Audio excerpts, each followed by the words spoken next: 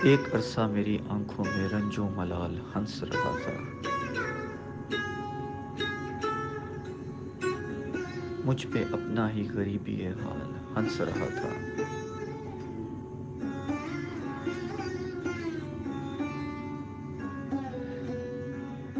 मैं कारवाने जिंदगी के लुटने पर मायूस नहीं होता, मगर मेरे सामने मुझ पर एक ख्याल हंस रहा था।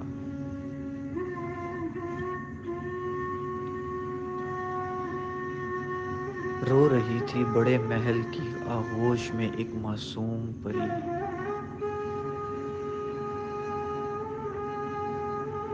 सड़क पे सोया हुआ एक बेहाल हंस रहा था।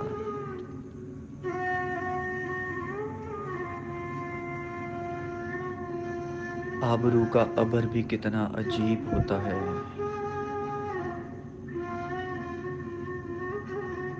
वो चादर समेट रही थी और दलाल हंस रहा था।